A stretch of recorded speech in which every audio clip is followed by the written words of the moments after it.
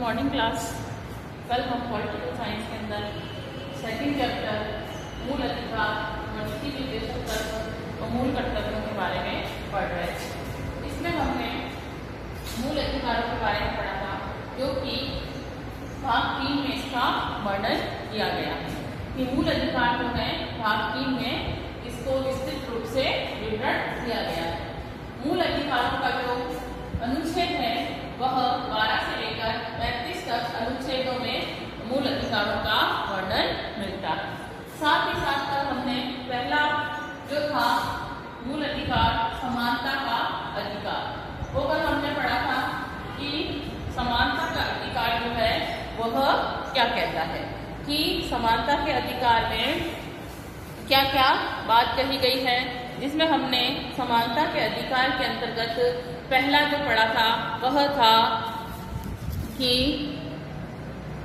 समानता का अधिकार के अंतर्गत हमने कानून के समक्ष समानता पढ़ी थी कि कानून के समक्ष कौन कौन सी समानता दी गई है। फिर उसके बाद हमने पढ़ा था लिंग, मूल, वंश, जाति, लिंग और जन्म स्थान के आधार पर विभेद करना जो है, भेदभाव करना पर रोक है कि इसके अकॉर्डिंग किसी के ऊपर भी भेदभाव नहीं करना है। फिर हमने पढ़ा था तीसरा जो था इसके अंतर्गत लोक नियोजन के विषयों की अवसरों की समानता, की लोक नियोजन के जितने भी विषय हैं उसमें क्या दी जाए, समानता दी जाए। ये जो था अनुच्छेद 16 था। अनुच्छेद 17 में पढ़ा था हमने अस्पृश्यता का अंत, की छुआछूत नहीं करनी है, इसका जो है अंत कर दिया गया है। 1955 के अंतर्गत एक अस्पर्श निवारण अधिनियम बनाया गया, जिसे संशोधन करके नागरिकों को कुछ अधिकार दिए गए, जिसके अंतर्गत ये संरक्षण अधिनियम 1955 बनाया गया। अनुसूचित जाति और जनजाति निरोधक अधिनियम 1989 में पारित कर दिया गया था। उसके बाद जो था अनुच्छेद 18 जो था वो कह रहा था उपाधियों का अंत करना। इसके अंतर्गत क्या बात कही गई, इसके अंतर्गत बात कही गई थी कि ब्रिटिश शासन के अंतर्गत जो उपाधियां दी जाती थी पहले के समय में, उन उपाधियों का क्या कर दिया जाए, अंत कर दिया जाए, उन्हें समाप्त कर दी जाए। वो उपाधियां अब नहीं दी जाएंगी। सिर्फ संविधान के अंतर्गत उपाधि देने के लिए सिर्फ और सिर्फ विद्या और सेना, विद्या के अंतर्गत और सेना के अंतर्गत उपाधियां दी जाएगी राज्य सरकार के द्वारा। किसी भी तरह की बाकी सारी उपाधियों पर राज्य सरकार ने क्या लगा दी थी, पाबंदी लगा दी थी, उसे निषेध कर दिया था। और साथ ही साथ जो भारत का नागरिक है जो विदेश में रह रहा है, तो भारत के राष्ट्रपति की आज्ञा के बिना वह विदेशी राज्य में भी किसी भी प्रकार की कोई उपाधि नहीं ले सकेगा। तो ये हमारा पहला पॉइंट था, जो था समानता का अधिकार। अनुच्छेद 14 से 18 तक में इसका वर्णन है। अब जो हम पढ़ेंगे अब है स्वतंत्रता का अधिकार। इसमें क्या कहा गया, स्वतंत्रता का जो अधिकार है वह ऐसे तो हम देखें तो इसका जो वर्णन है 19 से लेकर 22 तक में मिलता है। किसमें मिलता है, 19 से लेकर 22 तक में स्वतंत्रता के अधिकारों का वर्णन है। लेकिन यहाँ आप लोग देख रहे हैं सिर्फ और सिर्फ कौन सा अनुच्छेद लिखा हुआ है, अनुच्छेद 19। अनुच्छेद 19, अनुच्छेद 19 के अंतर्गत टोटल कितने टॉपिक है, 6। इनको 6 और जोड़े गए हैं, जिसे अनुच्छेद 19 1 क ख ग घ ण और छ में क्या किया गया है, विभाजित किया गया। ये टोटल ही पूरा एक अनुच्छेद है, 19 अनुच्छेद, जिसके अंतर्गत 19(1) के अंतर्गत क, 19(1) ख, 19(1) ग, 19(1) ख, 19(1) ड और 19(1) च। टोटल जो है 6 चीजों का इसके अंतर्गत वर्णन किया गया है, 6 बातों का वर्णन किया गया है कि अनुच्छेद, वैसे तो अनुच्छेद 19 जो है वह किसकी स्वतंत्रता देता है, स्वतंत्रता का अधिकार देता है। अब इसमें किस किस प्रकार की स्वतंत्रता दी जाती है। तो भारतीय संविधान के अंतर्गत व्यक्तियों को 6 बुनियादी स्वतंत्रताएं दी गई है। कितनी दी गई है भाई? 6। ये सारी 6 जो है बुनियादी स्वतंत्रताएं हैं जो भारत का जो संविधान है वो क्या करता है, वह इन 6 प्रकार की स्वतंत्रताओं का वर्णन करता है, जिसमें है भाषण व अभिव्यक्ति की स्वतंत्रता, कि किसी भी व्यक्ति को भाषण और अपने विचार अभिव्यक्त करने की क्या दी गई है भाई? स्वतंत्रता दी गई है। और साथ ही साथ इसमें शस्त्र रहित शांतिपूर्वक सम्मेलन करने की भी स्वतंत्रता दी गई है, कि शस्त्र रहित, शस्त्र के बिना, शस्त्र रहित, शस्त्रों के बिना शांतिपूर्वक तरीके से क्या कर सकते हैं भाई? सम्मेलन कर सकते हैं। भारत सरकार ने अबाध्य बिना रोक टोक के कहीं भी भ्रमण व निवास की भी स्वतंत्रता दी है। साथ ही साथ आजीविका चलाने के लिए, व्यापार करने के लिए, कारोबार करने के लिए भी स्वतंत्रताएं दी गई हैं। किसके अंतर्गत? अनुच्छेद 19 के अंतर्गत। 19 अनुच्छेद है स्वतंत्रता का अधिकार। वैसे तो स्वतंत्रता के अधिकार के अंदर 19 है, 20 है, 21 है, 22 है, 4 प्रकार के हैं, परंतु केवल 19 के अंतर्गत ही 6 प्रकार की बुनियादी सुविधाएं दी गई हैं, स्वतंत्रताएं दी गई हैं। अब उनको हम एक एक करके पढ़ेंगे।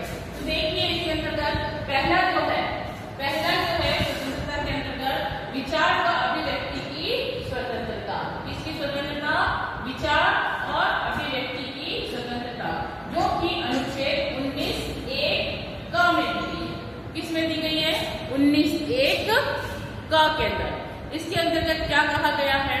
इसके अंतर्गत कहा गया है कि भारत के सभी नागरिकों को, भारत में जितने भी नागरिक हैं, सभी नागरिकों को भारतीय संविधान के द्वारा अपने विचार अभिव्यक्त करने, भाषण देने तथा अन्य व्यक्तियों के साथ जो है, अन्य व्यक्तियों के विचारों का प्रचार प्रसार करने की क्या दी गई है भाई? स्वतंत्रता दी गई है।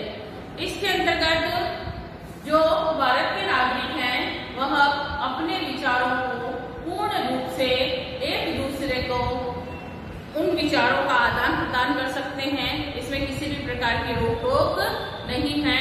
भाषण देने की स्वतंत्रता दी गई है और दूसरों के विचारों को और ज्यादा उसका प्रचार करके आगे बढ़ा सकते हैं।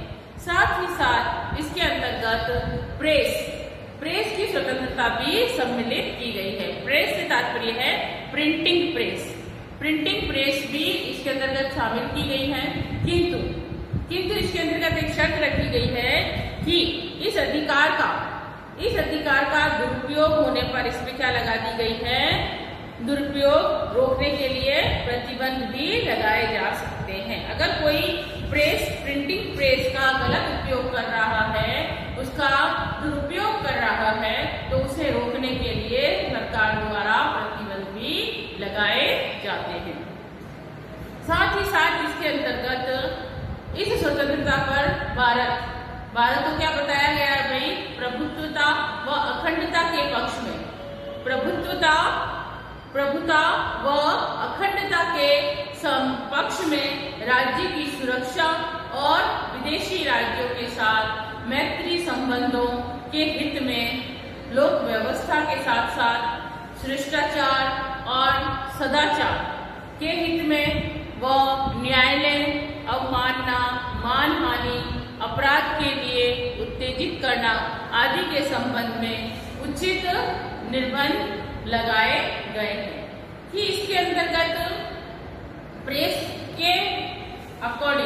के द्वारा अगर कोई व्यक्ति प्रिंटिंग प्रेस का गलत उपयोग कर रहा है तो उसके ऊपर क्या लगा दिया गया है भाई? रोक लगा दिया गया है। और साथ ही साथ इसके अंतर्गत भारत की एकता और अखंडता को बनाए रखने के लिए आवश्यक है कि राज्य की सुरक्षा के लिए विदेशी राज्यों के साथ कैसा संबंध रखना है भाई?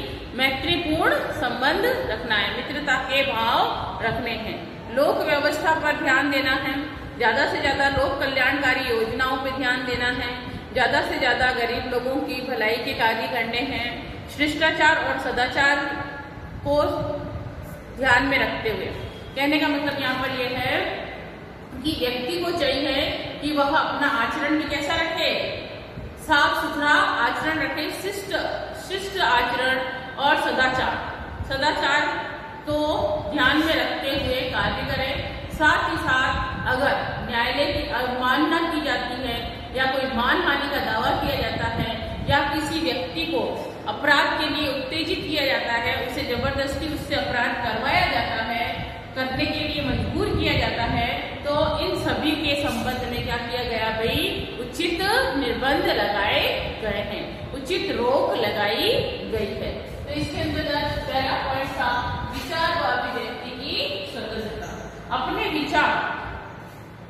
अपने विचार अभिव्यक्त करने की तो उसको स्वतंत्रता है, लेकिन गलत काम करने की स्वतंत्रता नहीं है।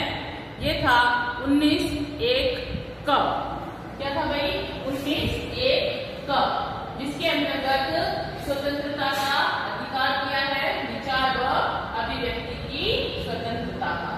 दूसरा है इसके अंतर्गत अस्त्र शस्त्र रहित शांतिपूर्ण सम्मेलन की स्वतंत्रता, कि व्यक्ति को, इसमें व्यक्ति को क्या कहा गया है भाई, शांतिपूर्ण तरीके से, शांतिपूर्ण व बिना अस्त्र शस्त्र के क्या करना है भाई, सभा व सम्मेलन करे जा सकते हैं, लेकिन उसके अंतर्गत क्या नहीं करना है, शस्त्र नहीं ले जाने हैं, किसी भी प्रकार के हथियारों का उपयोग नहीं करना है। कि हम जा रहे हैं, कहीं भाषण हो रहा है ना, रैली निकल रही है और वहाँ पे बहुत सारी पब्लिक आ रखी है और हम वहाँ पर गए हैं, तो हम उस भाषण को, उस रैली के अंतर्गत जा सकते हैं, उन्हें सुन सकते हैं, समझ सकते हैं, लेकिन बिना अस्त्र शस्त्र के, हमें किसी भी प्रकार के हथियार ले जाने नहीं है। तो इसके अंतर्गत अस्त्र शस्त्र रहित क्या कहा है, अस्त्र शस्त्र रहित, इससे तात्पर्य है बिना अस्त्र शस्त्रों के, किसी भी प्रकार के अस्त्र शस्त्र का प्रयोग ना करते हुए शांतिपूर्ण तरीके से क्या करना है भाई, जो भी सम्मेलन हो रहा है, सभा हो रही है, उस सभा में हम भाग ले सकते हैं। तो इसके तहत नागरिकों को शांतिपूर्ण व बिना अस्त्र शस्त्र के सभा और सम्मेलन करने का क्या दिया गया है भाई, अधिकार दिया गया है। इस अधिकार को राज्य हित या सार्वजनिक सुरक्षा हित में सीमित किया जा सकता है। अगर राज्य का हित अगर जरूरी है तो इसे क्या किया जा सकता है, सीमित भी किया जा सकता है, कम भी किया जा सकता है, छोटा किया जा सकता है। अगर यह राज्य के अहित की अगर बात हो रही है तो राज्य के हित को ध्यान में रखते हुए, सार्वजनिक सुरक्षा को ध्यान में रखते हुए इसे सीमित किया जा सकता है। तो दूसरा पॉइंट था हमारा अस्त्र शस्त्र रहित शांतिपूर्ण सम्मेलन की स्वतंत्रता दी गई है। इसी के अंतर्गत तीसरा पॉइंट है हमारा, जो कि 19(ग) है। क्या है भाई, 19(1) 19(1) ठीक है, 19(1) जो है वो क्या कहता है, तो देखिए 19(1) के अंतर्गत कहा गया है कि सभी संघ व समुदाय, सभी व्यक्तियों को संघ व समुदाय का निर्माण करने की क्या दी गई है भाई, स्वतंत्रता दी गई है। व्यक्ति संघ बना सकता है, समुदायों का निर्माण कर सकता है। इसके अंतर्गत देश के जो नागरिक हैं उन्हें नागरिकों को मिलकर अपना समुदाय या संघ बनाने के लिए क्या दी गई है भाई, स्वतंत्रता दी गई है। किंतु एक बात फिर वापस इसी में वही ध्यान रखनी है, किंतु राज्य हित में इसे भी प्रतिबंधित किया जा सकता है, कि कहीं ऐसा ना हो कि 8-10 लोग मिलकर एक समुदाय बनाया या एक संघ का निर्माण किया है और वो एक प्रकार से क्या कर रहे हैं, नक्सलवादी हो सकते हैं, आतंकवादी हो सकते हैं, तो इस प्रकार के अगर कोई संघ समुदाय बनते हैं तो उन पर क्या करेगा राज्य, उस पर रोक लगा देगा। सार्वजनिक हित के लिए अगर आप कार्य करते हैं, कोई संघ या समुदाय बनाते हैं, तो इसमें राज्य आप पर किसी प्रकार का प्रतिबंध नहीं लगाएगा।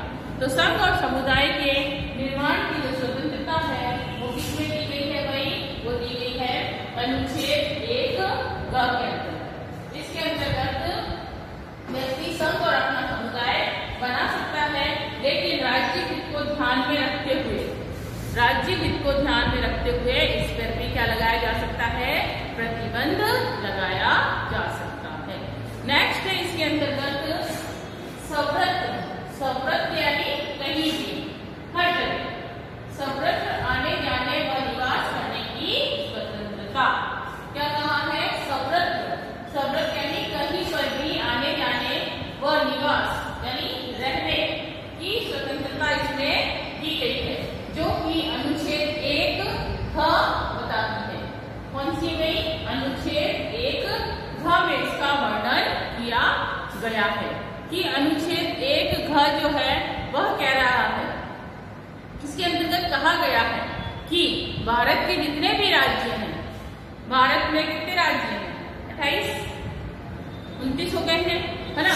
तो इन राज्यों में भारत के जितने भी राज्य हैं उसमें कहीं भी किसी भी भाग में निवास करने की क्या दी गई भाई? गारंटी दी गई है, निवास करने की स्वतंत्रता दी गई है। इसके इस अनुच्छेद के द्वारा, इस स्वतंत्रता के द्वारा भारत का जो निवासी है, भारत का जो नागरिक है, वह भारत के किसी भी राज्य में आ जा सकता है और निवास कर सकता है।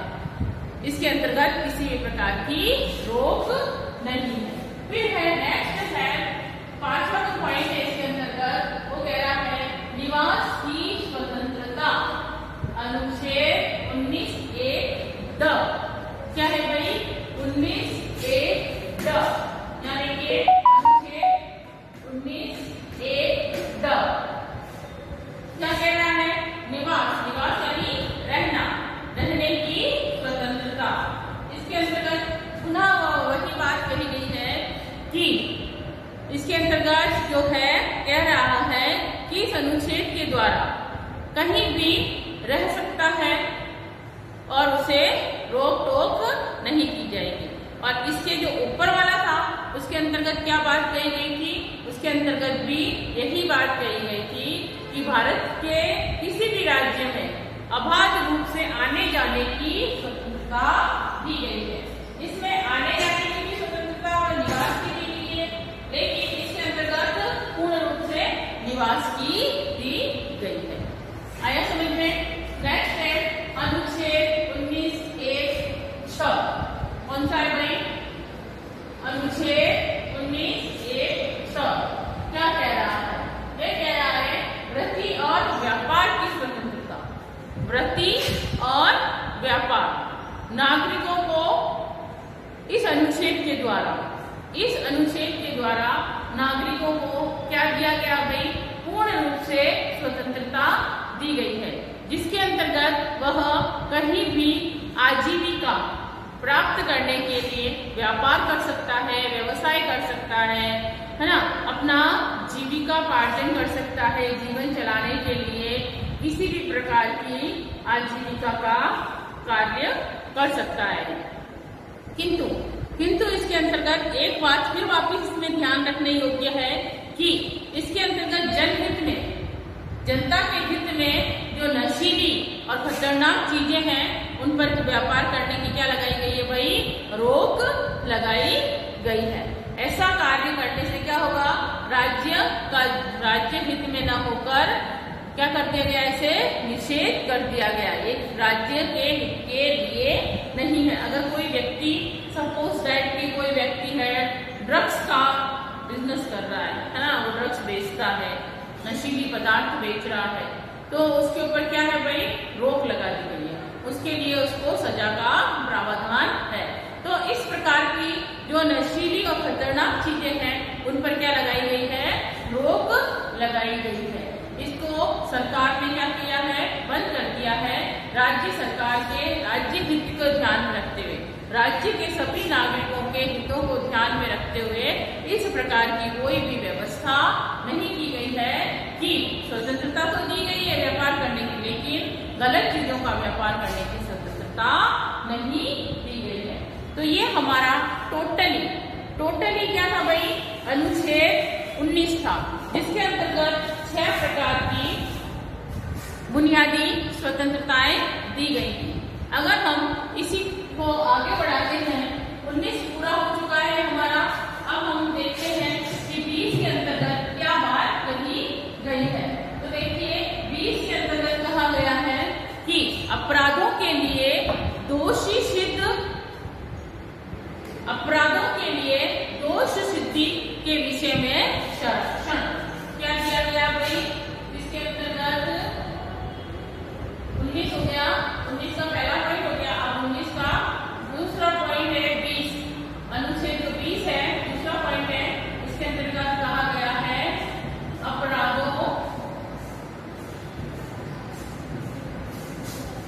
अपराधों के लिए सिद्धि,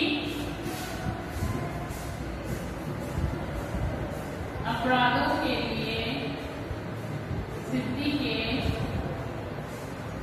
अपराधों के लिए सिद्धि के, अपराधों के लिए सॉरी दोष सिद्धि के, अपराधों के लिए दोष सिद्धि के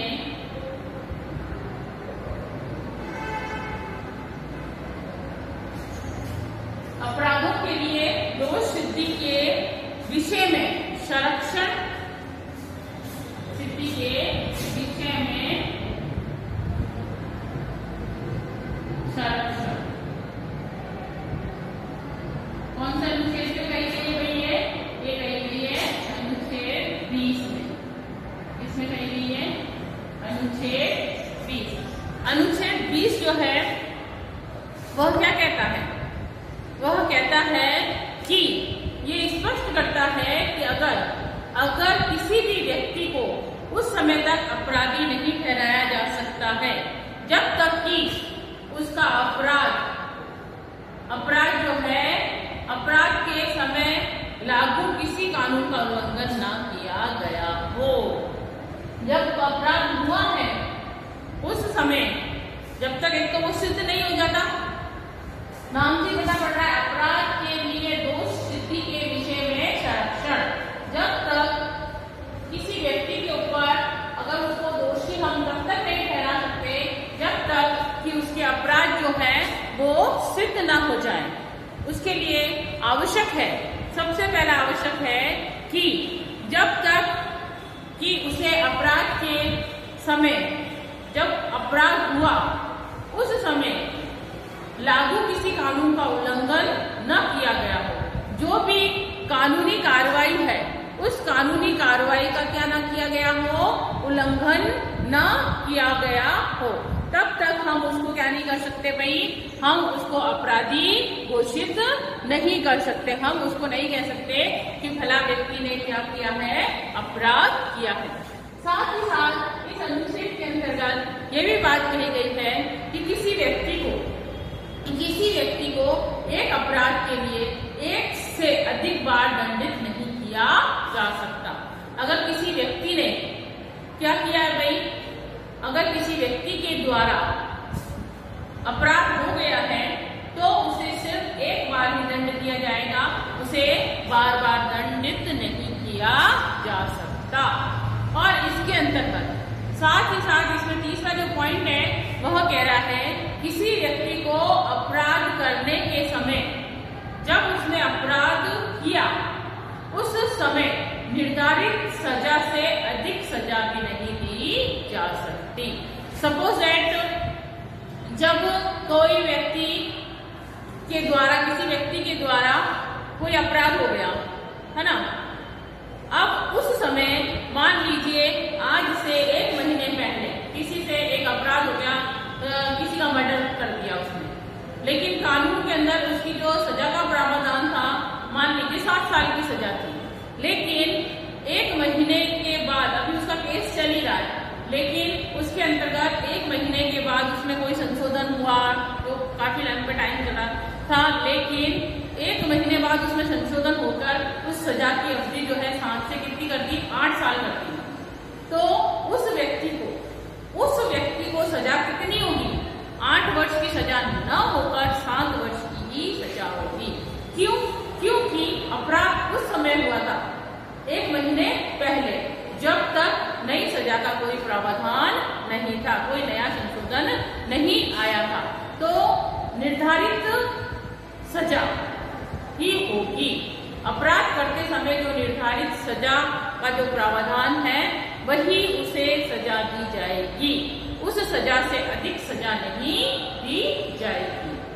आया समझ में भाई? इसके अंतर्गत व्यक्ति को पहले तो क्या है, दोष सिद्ध होने पर ही उसे क्या दिया जाएगा, दोषी करार दिया जाएगा। दूसरा है, एक व्यक्ति को अपराध के लिए एक बार ही दंडित किया जाएगा, बार बार दंडित नहीं किया जाएगा। और तीसरा जो है वह है कि अपराध के समय जो समय सीमा निर्धारित की गई थी, जो सजा निर्धारित थी, उस समय सीमा में वही सजा दी जाएगी, उसके अतिरिक्त सजा नहीं दी जाएगी। ये है अनुच्छेद 20। अब देखिए नेक्स्ट जो है, जीवन व व्यक्तिगत स्वतंत्रता का संरक्षण। जीवन व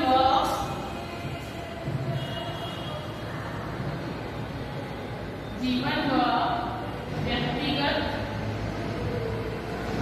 स्वतंत्रता का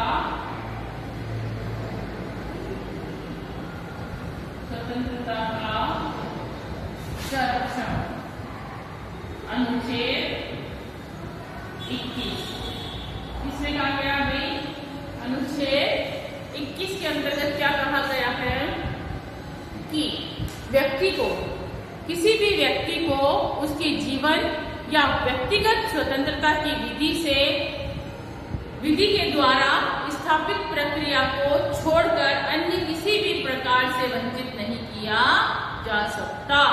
कि व्यक्ति को अपना जीवन जीने और व्यक्तिगत स्वतंत्रता पूर्ण रूप से दी गई है। स्वतंत्रता से विधि द्वारा, विधि यानी कानून द्वारा जो स्थापित प्रक्रिया है, उसको छोड़कर किसी भी प्रकार से हम उसे वंचित नहीं कर सकते। 44वें संविधान संशोधन द्वारा एक 44वां संविधान संशोधन हुआ, इसके अंतर्गत 1979 को 44वां संविधान संशोधन 1979 को हुआ, जिसके अंतर्गत कहा गया कि इस अधिकार को और अधिक प्रभावशाली बना दिया गया। कौन से अधिकार को भाई? जीवन व व्यक्तिगत स्वतंत्रता को, जीवन व व्यक्तिगत स्वतंत्रता को 44वें संविधान संशोधन द्वारा 1979 में और अधिक क्या बना दिया भाई? प्रभावशाली बना दिया। अब आपातकाल में भी जीवन व व्यक्तिगत स्वतंत्रता के लिए अधिकारों को सीमित नहीं किया जा सकता। अगर आपातकाल की स्थिति भी हो जाए तो भी व्यक्ति की जो जीवन जीने की जो है स्वतंत्रता, वह सीमित नहीं की जा सकती। नेक्स्ट है, इसके अंतर्गत अनुच्छेद 22 जो है वह कह रहा है बंदीकरण में संरक्षण।